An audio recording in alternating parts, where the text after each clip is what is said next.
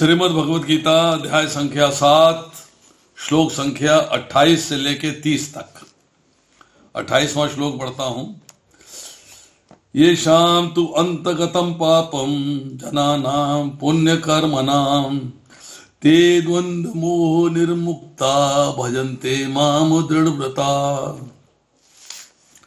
जिन मनुष्यों ने पूर्व जन्म में तथा इस जन्म में पुण्य कर्म किए हैं और जिनके पाप कर्मों का पूर्णतया उच्छेदन हो चुका होता है, वे मोह के द्वंद्वों से मुक्त हो जाते हैं और संकल्प पूर्वक मेरी सेवा में तत्पर होते हैं। तात्पर्य में लिखते हैं श्रील बहुपाल, इस अध्याय में उन लोगों का उल्लेख है जो दिव्य पद को प्राप्त करने के अधिकारी हैं। भगवत ज्ञान है टॉपिक, चैप्टर का नाम, भगवान का ज्ञान। तो इसके अंदर जो है, जो नॉलेज दी गई है, जो इन्फॉर्मेशन दिया गया है, जो चीज समझाई गई है, उससे आप दिव्य पद को प्राप्त कर सकते हैं। दिव्य पद क्या है? भगवान का धाम, भगवान का प्रेम प्राप्त करके भगवान के धाम में प्रवेश कर सकते हैं। जो पापी, नास्तिक, मूर्ख तथा कपटी हैं, उनके लिए इच्छा तथा घृणा के द्वंद्व को पार कर पाना कठिन है। डिजायर करनी और डिजायर छोड़ देनी, ये द्वंद्व है। करूं कि न करूं, घृणा करूं कि न करूं, द्वेष करूं कि न करूं, नफरत करूं कि न करूं। तो ये जो कंफ्यूजन्स है, द्वंद्व है, ड्युअलिटीज हैं, इनको पार कर पाना कठिन है उनके लिए जो पापी हैं, नास्तिक हैं, मूर्ख हैं और कपटी हैं। केवल ऐसे पुरुष भक्ति स्वीकार करके क्रमशः भगवान के शुद्ध ज्ञान को प्राप्त करते हैं। भगवान के शुद्ध ज्ञान को कौन प्राप्त करता है? जिन्होंने धर्म के विधि विधानों का अभ्यास करने, पुण्य कर्म करने तथा पाप कर्मों के जीतने में अपना जीवन लगाया है। मतलब पाप कर्मों का उच्छेदन हो जाए, समाप्त हो जाए, पुण्य कर्म जो हैं वो मिल जाए हमको और हम जो है धर्म के विधि विधानों का पालन कर सकें। फिर वे क्रमशः भगवान का ध्यान समाधि में करते हैं। जब आप ध्यान योग करते हो तो असंप्रज्ञात समाधि में जाओगे। अब आगे कहते हैं, आध्यात्मिक पद पर आसीन होने की यही विधि है। अगर आप भगवान का प्रेम प्राप्त करना चाहते हैं, भगवान के धाम जाना चाहते हैं, तो दिस इज द प्रोसेस। ये प्रोसेस बताया। ऐसी पद प्राप्ति शुद्ध भक्तों की संगति में कृष्ण भावनामृत के अंतर्गत ही संभव है। तो यहां एक उन्होंने योग्यता बता दी, एलिजिबिलिटी बता दी, एक रिक्वायरमेंट बता दी। और रिक्वायरमेंट क्या है? कि शुद्ध भक्तों की संगति। क्योंकि महान भक्तों की संगति से ही मनुष्य मोह से उबर सकता है। जो कंफ्यूजन होता है उससे उबरने का एक ही रास्ता है कि आप शुद्ध भक्तों की संगति करो। श्रीमद् भागवत 5वां स्कंद 5वां अध्याय 2 श्लोक में कहा गया है, यदि कोई सचमुच मुक्ति चाहता है तो उसे भक्तों की सेवा करनी चाहिए। मैं सेवाम द्वारमा निर्विमुक्ते। किंतु जो भौतिकतावादी पुरुषों की संगति करता है वे संसार के गहन अंधकार की ओर अग्रसर होता रहता है। गहन अंधकार क्या है? कि आप जन्म और मृत्यु के चक्र से बाहर नहीं निकल सकते। रोशनी नहीं दिखाई देती। रोशनी कहाँ है? भगवान के धाम जाने में। वो रोशनी का रास्ता है। जो अंधकार का रास्ता है वो है पुनरअपि जन्मम पुनरअपि मरणम। ये बात हम जो है 8वें अध्याय में जाके डिटेल में चर्चा करेंगे कि एक कृष्ण रास्ता होता है और एक जो है अंधकार का रास्ता है और एक प्रकाश का रास्ता है। 2 चीजों में फर्क है। भगवान के सारे भक्त विश्व भर का भ्रमण इसलिए करते हैं जिससे वे बद्ध जीवों को उनके मोह से उबार सके। मायावादी ये नहीं जान पाते कि परमेश्वर के अधीन अपनी स्वाभाविक स्थिति को भूलना ही ईश्वर नियम की सबसे बड़ी अवहेलना है। यहां बात कही गई कि जो लोग माया के प्रभाव में हैं, जो भौतिक सृष्टि के प्रभाव में हैं, उनको ये नहीं पता है कि भगवान के साथ अपनी स्वाभाविक स्थिति क्या है, जीवेरे स्वरूप कृष्ण नित्यदास, हम भगवान के दास हैं, उस स्थिति को भूल जाना ईश्वर के नियम की अवहेलना है। तो ईश्वर जो हैं वो अंशी हैं, हम उनके अंश हैं, और नियम क्या है, अंशी की सेवा अंश करता है। ये नियम हम भूल जाते हैं। जब तक वह अपनी स्वाभाविक स्थिति को पुनः प्राप्त नहीं कर लेता, तब तक परमेश्वर को समझ पाना या संकल्प के साथ उनकी प्रेम भक्ति में पूर्णतः प्रवृत्त हो पाना कठिन है। संकल्प पूर्वक मेरी सेवा में तत्पर रहते हैं, वो संकल्प पूर्वक क्या है, ये बात समझनी है। अब हम इसको समराइज करते हैं। Genuine Brahma realisation entails acting as Brahman in Krishna's service। Actual जो है, जेन्युइन ब्रह्म जो है, उसको रियलाइज करना, मतलब भगवान को रियलाइज करना कब होगा, जब आप भगवान की सेवा में लगेंगे तो तभी उनको समझ पाएंगे, वरना नहीं। तो यहां जो है द्वंद्व से और मोह से रहित होने की बात हुई इस श्लोक के अंदर। हम कई बार चर्चा कर चुके हैं कि मनुष्य शरीर मिला है केवल भगवत प्राप्ति के लिए।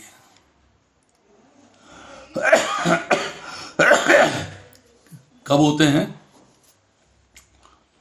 जब पुराने पुण्य होते हैं, हमारे पुण्य फल होते हैं, हमने पुण्य के कार्य किए हैं, तो प्रेजेंट लाइफ के अंदर, इस जन्म के अंदर अनुकूल परिस्थितियां आती हैं। अच्छा बल्ले बल्ले, जो पुराने पाप किए हुए हैं उनके साथ प्रतिकूल परिस्थितियां आती हैं इस जन्म के अंदर। बड़ा दुख हो रहा है, वह बहुत कष्ट है भाई, बहुत तकलीफ है, इतना दुख, दारुण दुख मिल रहा है, ये पुराने पापों की वजह से है। अब दोनों जो हैं भगवान की प्राप्ति के साधन हैं। ये कहें कैसे,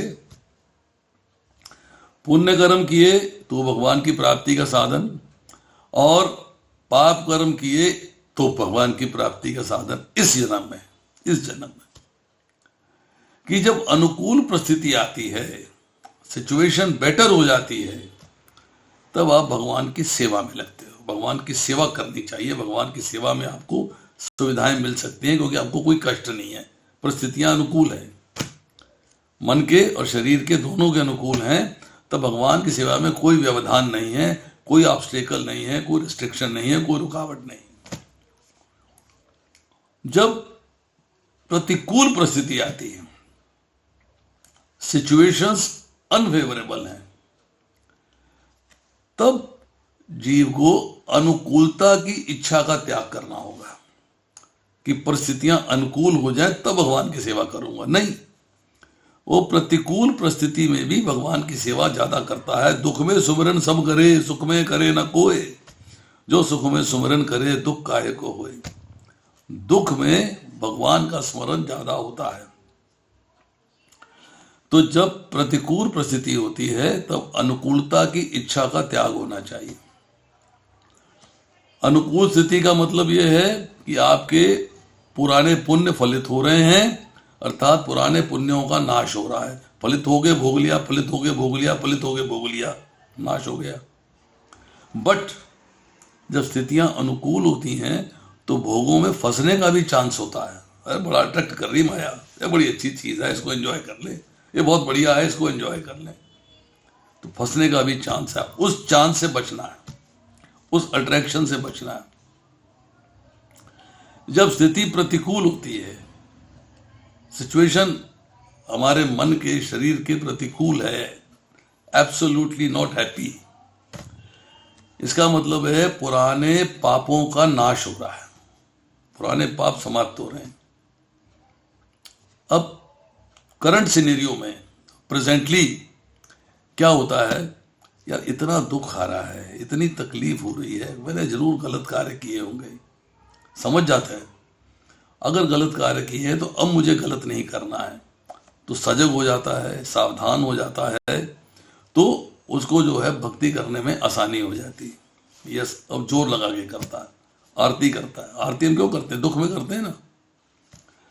तो डिवोटी जो है वो चाहता है कि परिस्थिति प्रतिकूल हो। यही कुंती महारानी कहती भागवतम में प्रथम स्कंद में, हे कृष्ण, मैं चाहती हूं कि विपदाएं बार बार आएं,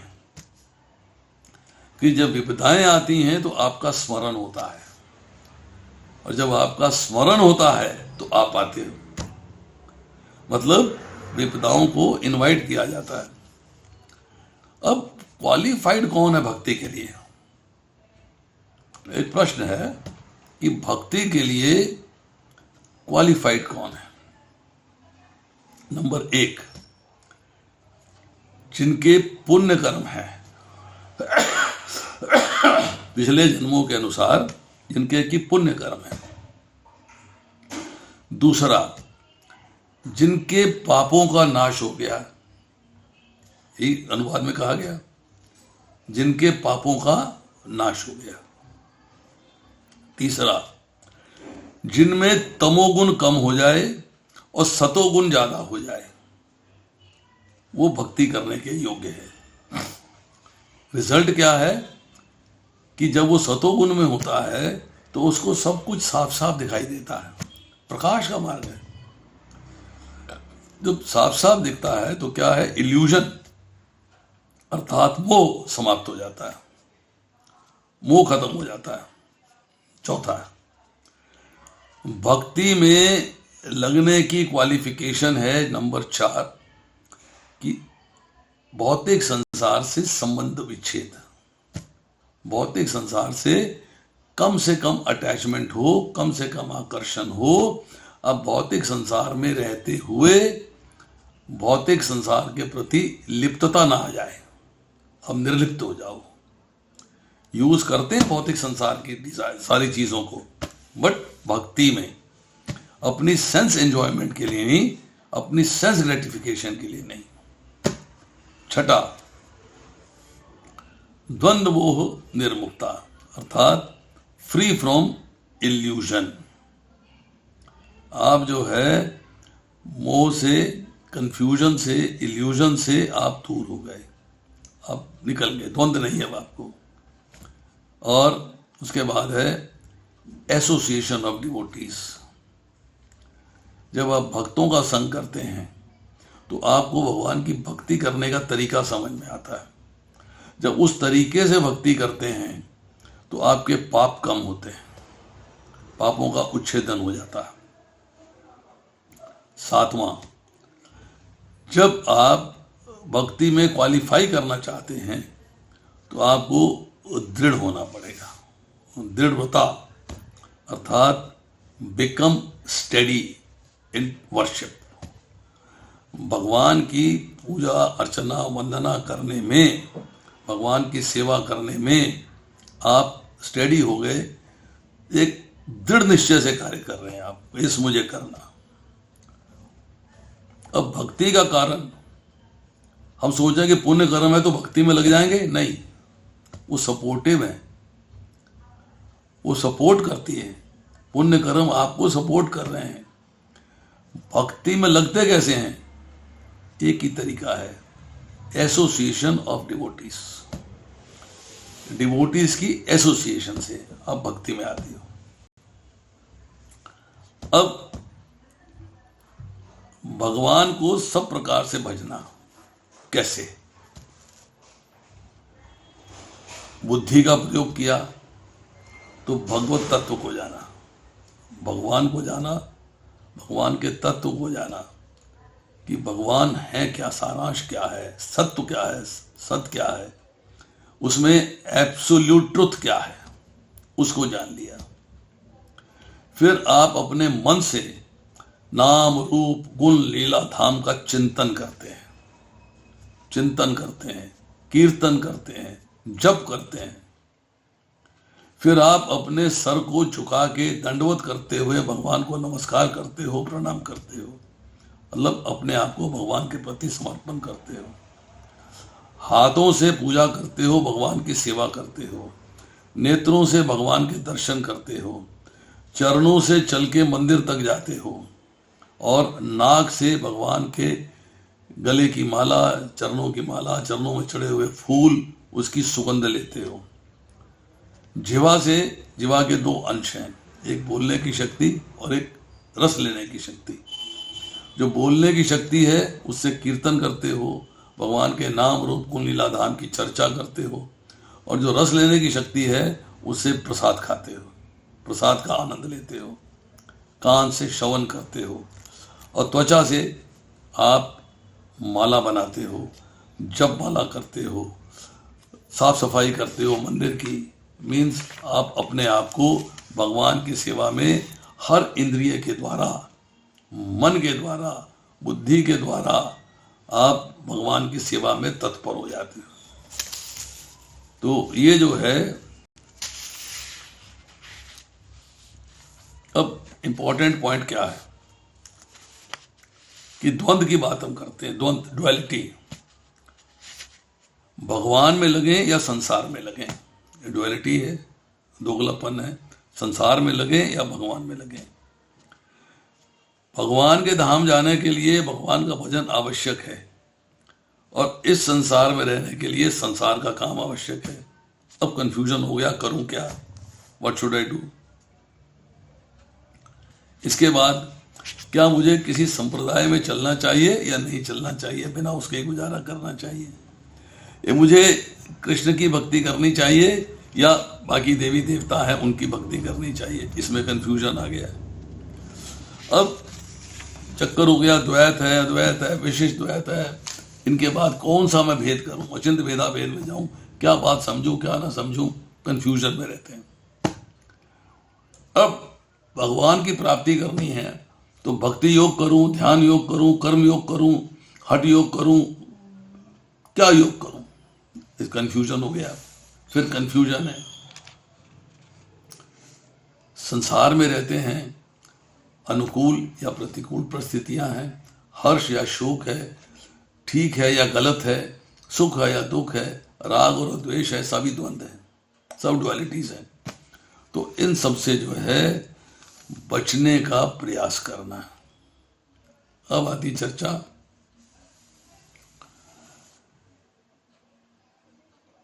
एक प्रश्न उठता है, आमतौर पे हम करते हैं कि हम भगवान की तरफ जाना चाहते हैं, तो भगवान कैसे हैं, जीव कैसा है और जगत कैसा है। तीन प्रश्न आते हैं, मतलब भौतिक सृष्टि कैसी है, जीव कैसा है और भगवान कैसे हैं। भगवान हैं तो वो कहाँ रहते हैं, वो क्या करते हैं, इससे हमें कोई मतलब नहीं। हमें तो मतलब है भगवान से हमें उनकी सेवा करनी है, बस एक लाइन में बात खत्म, फालतू फालतू बात नहीं। जीव क्या है, उसका स्वरूप कैसा है, वह कहाँ रहता है, इससे हमें कोई मतलब नहीं। हमें इससे मतलब है कि मैं हूं भगवान का दास और मुझे भगवान की सेवा करनी है, दैट्स ऑल, मैटर ओवर। जगत है, इसको त्याग करना है या इसको गले लगाना है, इसके साथ रहना है, संसार को छोड़ना है, अर्थात हमें भगवान के सम्मुख होना है और संसार से विमुख होना है। ये बात समझ में आ गई, मैटर ओवर। ज्यादा तर्क, ज्यादा वितर्क, ज्यादा बहस कोई फायदा नहीं। क्यों? वो कंफ्यूजन क्रिएट करेगी, वो कंफ्यूजन क्रिएट करेगी। मनुष्य की योनि, मनुष्य का शरीर केवल भगवत प्राप्ति के लिए है, इसलिए उस बात को समझना है और उस बात के ऊपर चलना है, उसी का पालन करना है कि मुझे अंडरस्टैंड करना चाहिए कि मुझे इस योनि को प्राप्त करके करना क्या है। अब आती है श्लोक संख्या 29। जरा मरण मोक्षाय माम आश्रिते यतन्ति ये ते ब्रह्म तत्विदु कृष्णम आध्यात्म कर्म च अखिलम। ये जो है प्रोलॉग है 8वें अध्याय का। जो चर्चा 8वें अध्याय में होगी उसकी थोड़ी सी एक इंडिकेशन, थोड़ी सी बिगिनिंग जो है यहां की गई।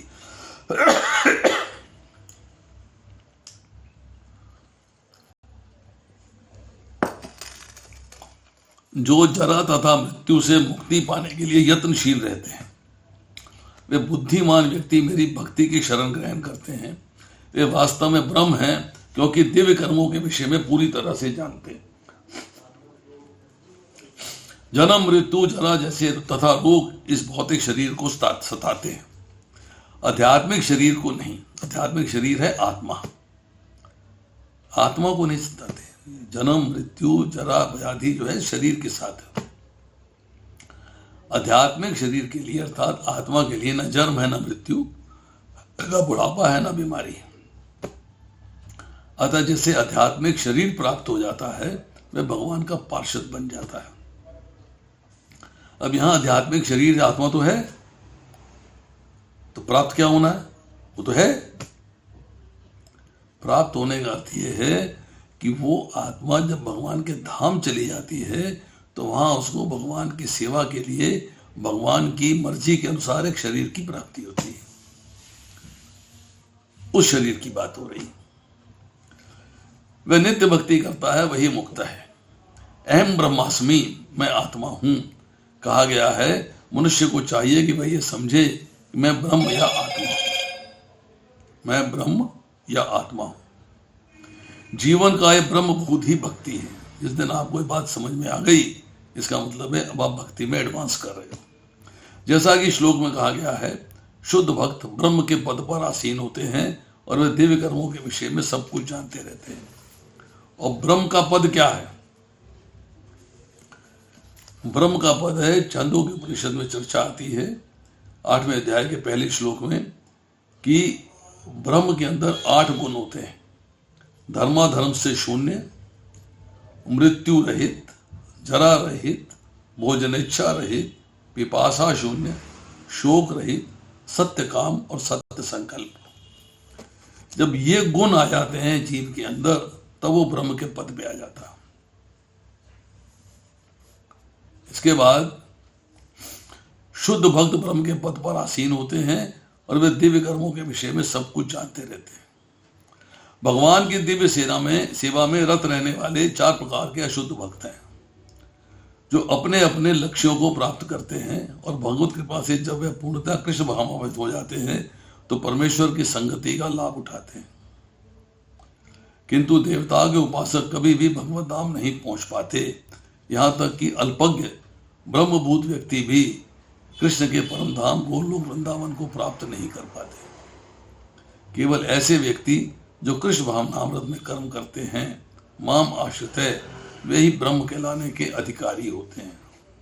अब देखिए, जो चर्चा हमने पीछे करी कि 4 प्रकार के लोग मेरी शरण में नहीं आते। कौन कौन? मूर्ख, नरों में अधम, जिनका ज्ञान माया द्वारा अपहृत किया जा चुका है, और नास्रों की नास्तिक प्रवृत्ति वाले, आसुरी भाव वाले, उन्हीं की चर्चा यहाँ हो रही है। जो लोग भगवान के अर्चा स्वरूप की पूजा करने में लगे रहते हैं या भव बंधन से मुक्ति पाने के लिए निरंतर भगवान का ध्यान करते रहे हैं, वे भी ब्रह्म या विभूत के तात्पर्य को समझते हैं, जैसा कि भगवान ने अगले अध्याय में बताया है। सारी चर्चा जो है वो 8वें अध्याय में जाके होगी। अब देखिए, यहां पर जो है, जो शब्द आए हैं कि भगवान के आश्रय हो जाना, इंपॉर्टेंट है, सबसे इंपॉर्टेंट है।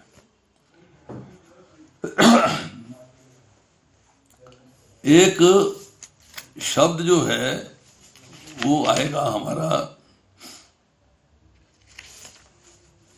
शब्द हम यूज करते हैं अक्षरम, और एक शब्द यूज करते हैं हम ब्रह्म, और एक यूज करते हैं स्वभाव।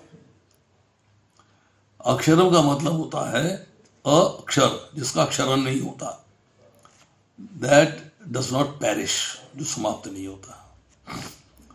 ये रेफर किया गया है जीवात्मा के लिए, जीवात्मा का क्षरण नहीं होता, था, है और रहेगा। तो श्रुति कहती है जीवात्मा जो है अक्षरम भी है और ब्रह्म भी है। अब आती है चर्चा अध्यात्म के बारे में।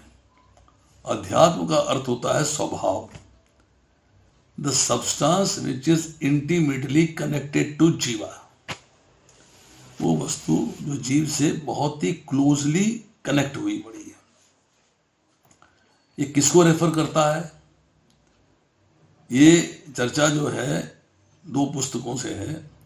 एक है गीता भूषण बलदेव विद्याभूषण की, जिसका रेफरेंस प्रभुपाद शुरू में देते हैं, बलदेव विद्याभूषण को समर्पित है, और दूसरी है विश्वनाथ चक्रवर्ती ठाकुर की। तो वो कहते हैं it refers to impressions held in the subtle elements, जो मन बुद्धि और अहंकार के अंदर जो आपके वासनाजन्य संस्कार आ जाते हैं, इंप्रेशंस आ जाते हैं, चिन्ह आ जाते हैं, वो जीव के साथ चलते हैं बर्थ आफ्टर बर्थ, एक जन्म से दूसरे में और दूसरे से तीसरे में। So these impressions are so closely related to atma, ये आत्मा के बहुत निकट होते हैं, क्योंकि मन बुद्धि अहंकार आत्मा के साथ साथ चलता है, उसको छोड़ता नहीं जब तक आप भगवान के धाम नहीं चले जाते। तो ये कहा गया है कि छांदोग्य उपनिषद में चर्चा आती है कि impressions are closely related to atma, described in Panchagni vidya of Chandogya Upanishad. So impressions are called swabhav, जो आपके मन के ऊपर चिन्हित हो गए हैं वो आपका स्वभाव बनाते हैं, और वो स्वभाव जो है आपकी आत्मा पे रूल करता है। बड़ा टेक्निकल पॉइंट है, इसलिए दो श्लोक बड़े मुश्किल, मैंने कहा था ना ये मुश्किल श्लोक है, इसको समझना बड़ा जरूरी है।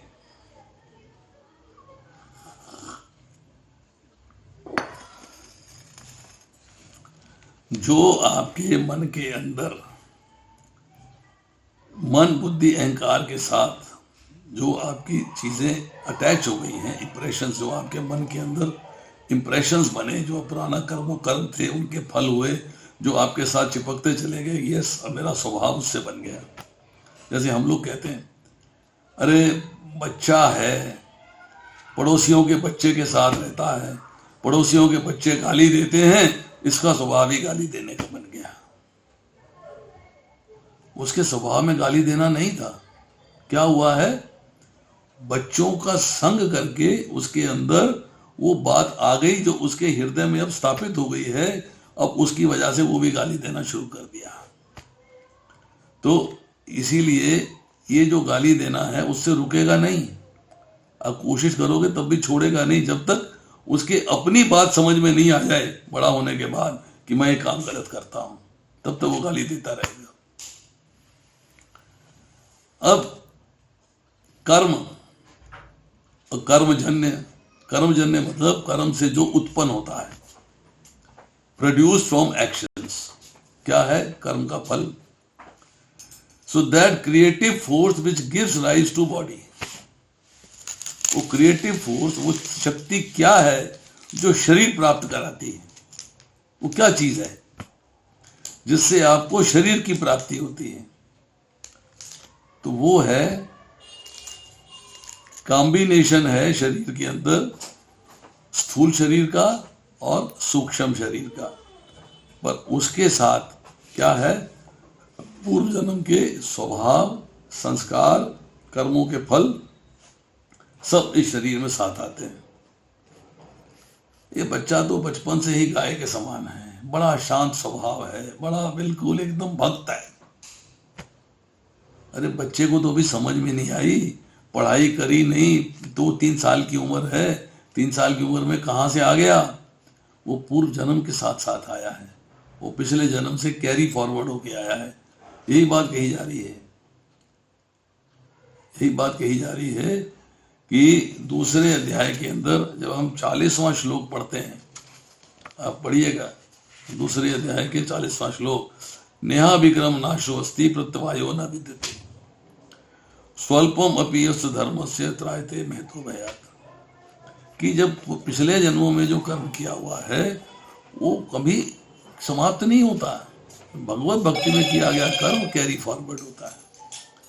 यही बात जो है छठे अध्याय में कही, असफल योगी की गति क्या है, कि उसने योग किया है तो उसका फल जो मिल रहा है समाप्त नहीं होगा, हाँ, किसी वजह से उसका मन विचलित हो गया है, भगवान के ध्यान से विचलित हो गया अंतिम समय में, तो उसे थोड़ा बहुत चेंजेस आएंगे, पर फिर भक्ति में लग जाएगा।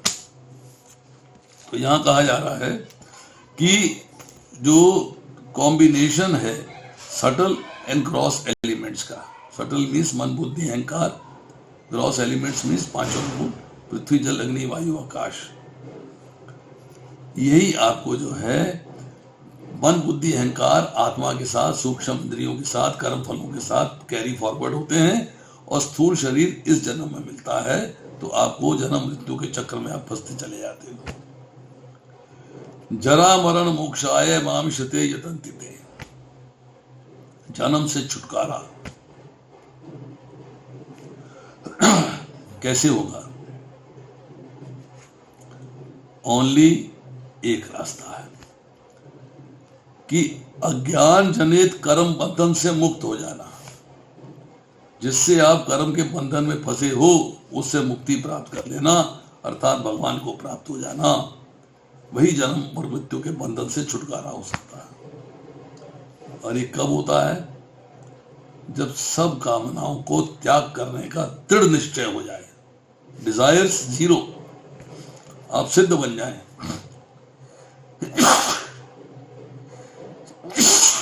सॉरी। और वो छुटकारा कब होता है? दो तरीके से। एक कि भगवान का निरंतर भजन, कामनाओं के त्याग का दृढ़ निश्चय, ये दोनों काम होने हैं।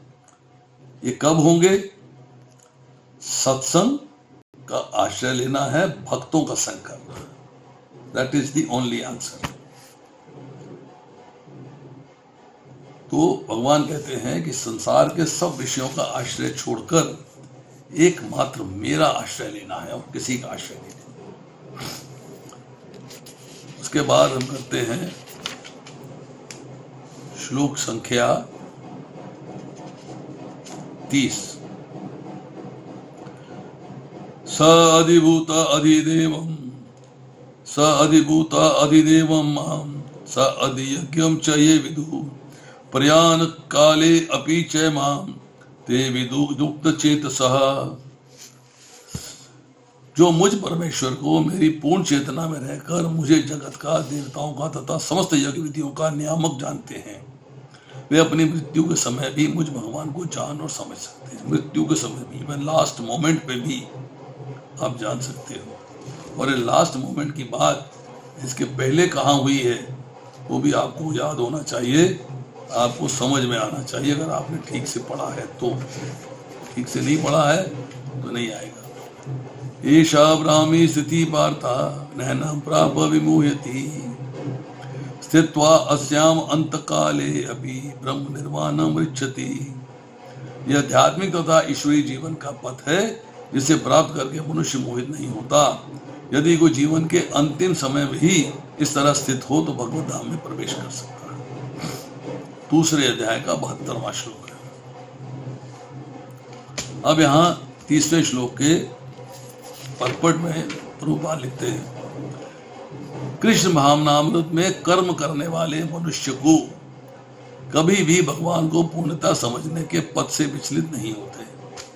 वो भगवान को समझते हैं क्योंकि कृष्ण भावनामृत में प्रोग्रेस कर रहे हैं। कृष्ण भावनामृत के दिव्य सानिध्य से मनुष्य ये समझ सकता है कि भगवान किस तरह भौतिक जगत तथा देवताओं तक के नियामक है। He controls everything, सारे लोगों को कंट्रोल करते हैं, इसमें देवलोक भी आता है और पृथ्वीलोक को भी कंट्रोल करते हैं। धीरे धीरे ऐसी दिव्य संगति से मनुष्य का भगवान में विश्वास बढ़ता है। अतः मृत्यु के समय ऐसा कृष्ण भावना भावित व्यक्ति कृष्ण को कभी भुला नहीं पाता। अतः वह सहज ही भगवत धाम को, लोक वृंदावन को प्राप्त होता है। Easily going to go लोक वृंदावन, कब? जब वो कृष्ण भावना भावित हो जाता है।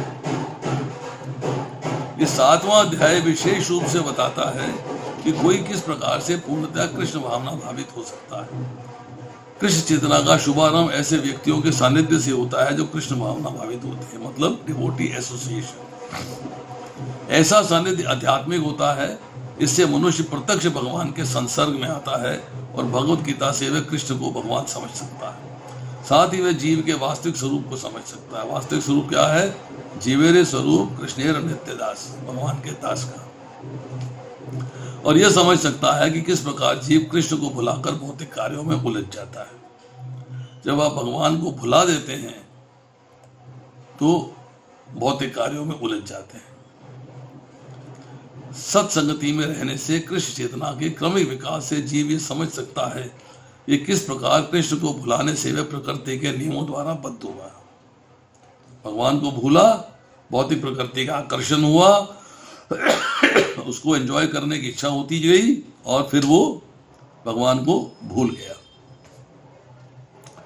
वह यह भी समझ सकता है कि यह मनुष्य जीवन कृष्ण भावनामृत को पुनः प्राप्त करने के लिए मिला है, अतः इसका सदुपयोग परमेश्वर की अहेतुकी कृपा प्राप्त करने के लिए करना चाहिए। बात हम बार बार कहते हैं, सेम है। इस अध्याय में जिन अनेक विषयों की विवेचना की गई है वे है दुख के समय मनुष्य, जिज्ञासु मानव, अभावग्रस्त मानव, ब्रह्म ज्ञान, परमात्मा ज्ञान, जन्म मृत्यु तथा रोग से मुक्ति और परमेश्वर की पूजा। किंतु जो व्यक्ति वास्तव में कृष्ण भावनामृत को प्राप्त है वह विभिन्न विधियों की परवाह नहीं करता, तो एक डायरेक्शन में जा रहा है भगवान की सेवा करने की। That's all, everything is covered, हर चीज कवर हो गई।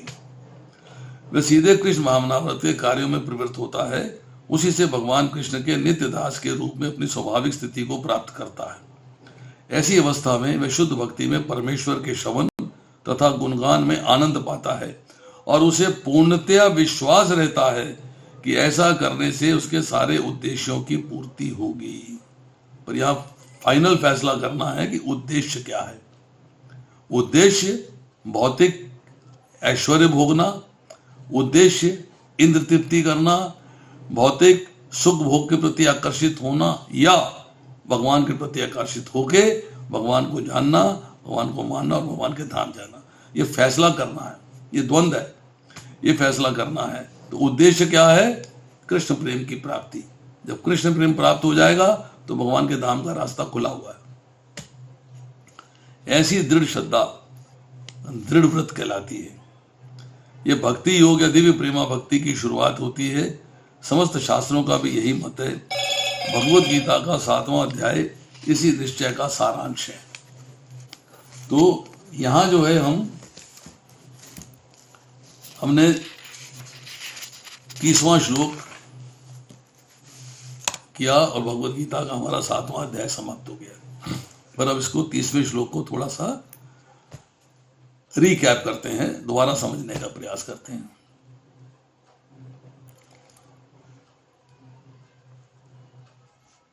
सातवें अध्याय के 16वें श्लोक में चर्चा आई चतुर्विधा, मतलब आर्त बताए, जिज्ञासु बताए, अर्थार्थी बताए, फिर ज्ञानी बताया। अब आपने एक वो भक्त है जो मोक्ष की कामना करता है, उसको लिबरेशन चाहिए। ये 7वें अध्याय के 29वें श्लोक में चर्चा आई और 7वें अध्याय के 16वें श्लोक में चर्चा आई है ज्ञानी के बारे में, कि जो निष्काम भाव से ज्ञान प्राप्त करके ज्ञान मिश्रित भक्ति करता है, उसको कुछ चाहिए नहीं, वो केवलिया भक्त है, केवल भक्ति करता और कुछ नहीं करता। तो उसको बोलते हैं या तो भक्ति हुई ज्ञान मिश्रित या हुई योग मिश्रित। ज्ञान मिश्रित मतलब ज्ञान प्राप्त किया फिर भक्ति में आया, ज्ञान प्राप्त करता जाता है, भक्ति में आता जाता है। दूसरा है योग मिश्रित, कि भगवान से अपने आप को जोड़ दिया और इंस्ट्रक्शन फॉलो कर ली। क्या है? सर्वधर्मान प्रत्यजम मामेकम शरणम प्रजा, मुझे भगवान की शरण में जाना है। मन मना वो मद भक्तो मध्याजी माम नमस्कुरु, मुझे जो है भगवान को मन देना है, भगवान का भक्त बनना है, भगवान की पूजा करनी है, भगवान को नमस्कार करना है। तो ऐसा भक्त जो है वो है मोक्ष काम भक्त, मोक्ष की कामना करता है और भक्ति करता। और दूसरा जो है उसको कोई कामना ही नहीं है, मिलेगा जो मेरा ठाकुर जी जाने, हमें क्या मतलब, हमें तो सेवा करनी है। हम कामना क्यों करें? उनकी मर्जी है, यहां रखें, उनकी मर्जी है वहां रखें, हम तो सेवक हैं बस, सीधी सी बात है। तो इसमें जो है अधिभूत की चर्चा आई है, अधियज्ञ की चर्चा आई है, अधिदैव की चर्चा आई है। अधिभूत का मतलब है भौतिक स्थूल सृष्टि, पृथ्वी जल अग्नि वायु आकाश। इसी की चर्चा जो है 15वें अध्याय के 16वें श्लोक में आती है कि क्षर पुरुष, मतलब जिसका क्षरण होता है वो भौतिक शरीर है। अधिदैव मतलब भगवान का विराट स्वरूप 11वें अध्याय में चर्चा आएगी। अधियज्ञ कि भगवान जो है आपके हृदय में विराजमान है। 7वें अध्याय के पहले श्लोक में कहा गया था कि भगवान के समग्र रूप को जानना है, पूर्णता 100% समग्र रूप को जानना है। तो 7वें अध्याय के 29वें श्लोक में जब चर्चा आई कि ब्रह्म अध्यात्म कर्म अधिभूत अधिदैव अधियज्ञ, ये सारी चीजें भगवान के समग्र रूप के नीचे हैं, उसके अंतर्गत है, उसके अंडर है, अर्थात सब कुछ वासुदेव है। जो 7वें अध्याय 19वें श्लोक में चर्चा आई, वासुदेवम सर्वमिति, सब कुछ वासुदेव है।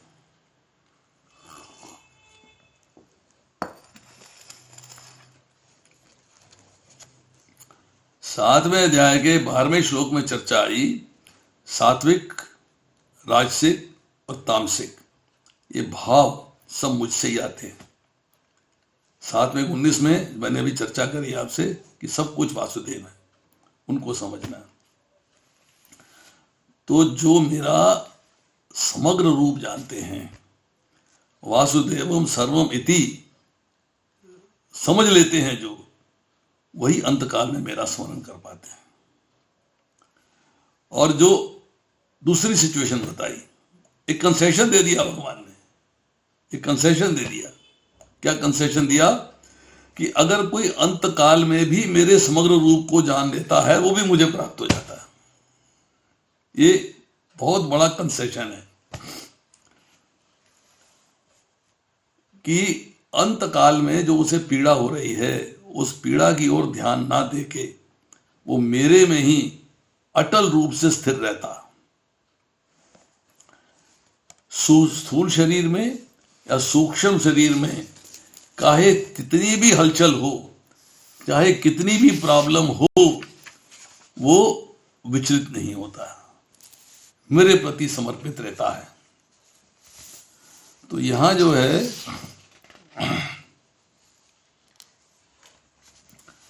जब हम भगवान की चर्चा करते हैं तो एक चर्चा आती है सगुण और साकार की, एक चर्चा आती है निर्गुण और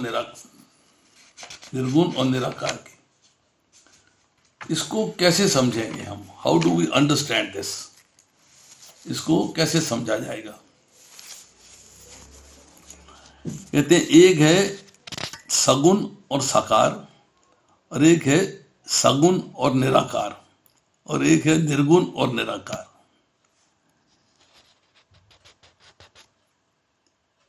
निर्गुण निराकार का अर्थ यह है कि कुछ लोग जो है भगवान को सोचते हैं कि इनमें कोई गुण ही नहीं है, गुणों को जानते नहीं, और भगवान सब जगह व्याप्त हैं तो उनका साकार रूप नहीं हो सकता, तो निराकार है। पर जो सगुण और साकार मानते हैं, उसका एक एग्जाम्पल देते हैं। वो एग्जाम्पल क्या है कि जैसे आकाश है, उसका गुण है शब्द, गुण है शब्द, और आकाश का आकार आप नहीं देख सकते, आकार नहीं विजिबल। तो कैसा हो गया? आकाश सगुण और निराकार। तो इसी तरह जो भगवान हैं वो सब जगह व्याप्त हैं, आप उनको सब जगह नहीं देख पाते, पर सब जगह व्याप्त है, ये उनका गुण है, तो सगुण है। और सब जगह व्याप्त हो तो आप देख नहीं पाते हो, उनका कोई आकार नहीं है, इसलिए निराकार है। तो सगुण और निराकार है। परंतु भगवान जब प्रकट होते हैं अपनी योग माया के द्वारा तो सगुण भी हैं और साकार भी हैं। मीन्स आप उनका चिंतन करते हो, उनकी सेवा करते हो, उनको प्रणाम करते हो, उनको भोग लगाते हो। तो जैसे कहा गया है, जो मैंने आपसे पहले बताया कि सगुण साकार में जो है भगवान योग माया का आश्रय लेके भक्तों के सामने प्रकट हो जाते हैं। सगुण है, अब आकृति युक्त प्रकट भी हो गए हैं। तो इसी तरह जो गुण हैं, गुणों के भी दो भेद हैं, गुणों के भी दो प्रकार हैं। क्या है? एक है भगवान के स्वरूप में सौंदर्य, माधुर्य, ऐश्वर्य, ऐसे दिव्य अलौकिक गुण हैं जो कि अप्राकृत है, इस प्रकृति के नहीं है। वो प्रकृति के ऊपर के गुण है। वो उसमें सौंदर्य आता है, माधुर्य आता है, ऐश्वर्य आता है, अलौकिक गुण आता है, दिव्य है। और दूसरे हैं प्रकृति के गुण, रजोगुण, तमोगुण और सतोगुण। अब भगवान चाहे सगुण निराकार हो और चाहे सगुण साकार हो, वो प्रकृति के गुणों के स्वामी हैं, प्रकृति के गुणों से ऊपर हैं। कभी भी उनको प्रकृति के गुणों के अधीन नहीं मानना चाहिए। ये ना समझे कि भगवान ने निराकार लिया है, हमारी तरह प्रकट में वृंदावन में खेल रहे हैं राधा जी के साथ, गोपियों के साथ, माता पिता के साथ, तो उनका शरीर भी हमारी तरह ही है, वही प्रकृति के गुणों के अधीन है, नहीं है। वो प्रकृति के गुणों के स्वामी हैं, प्रकृति के स्वामी हैं, उनके गुणों के स्वामी हैं, तो उनके अधीन नहीं है वो। अब जो कृष्णा कॉन्शियसनेस में आ जाता है, जो कृष्ण भावना भावित होता है, वो भगवान के दिव्य अलौकिक गुणों, भगवान को दिव्य अलौकिक गुणों से भी रहित मानता है। नहीं, ऐसा नहीं होता है। वो जानता है कि भगवान के अंदर दिव्य गुण हैं। ये अलग बात है कि मेरी समझ में नहीं है, मेरी दृष्टि में नहीं है, मेरी बुद्धि में नहीं आ रहे हैं, मेरी बुद्धि में नहीं आ रहे हैं। तो भगवान को ठीक तरीके से समझना, ठीक तरीके से जानना और विधि विधान से भगवान की भक्ति में लगना, ये बहुत ही इंपॉर्टेंट पॉइंट है। और ये आता है भक्तों की संगति से, भक्तों का संग करने से और सत्संग से। जब तक आप सत्संग नहीं करेंगे, भक्तों का संग नहीं करेंगे, आपको प्रॉपर तरीके से ज्ञान की प्राप्ति नहीं होगी। और जब प्रॉपर ज्ञान की प्राप्ति नहीं होगी तो आप कंफ्यूजन में रहोगे, आप समझ नहीं पाओगे what is right and what is wrong. Hare Krishna. आज इतना ही, शेष फिर अगर किसी का कोई इससे कनेक्टेड प्रश्न है तो पूछ सकता है।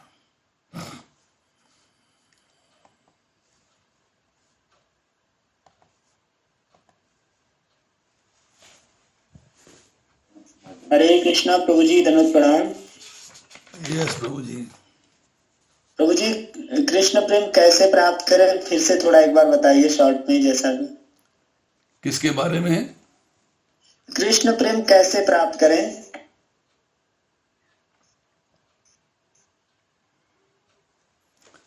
कृष्ण प्रेम कैसे प्राप्त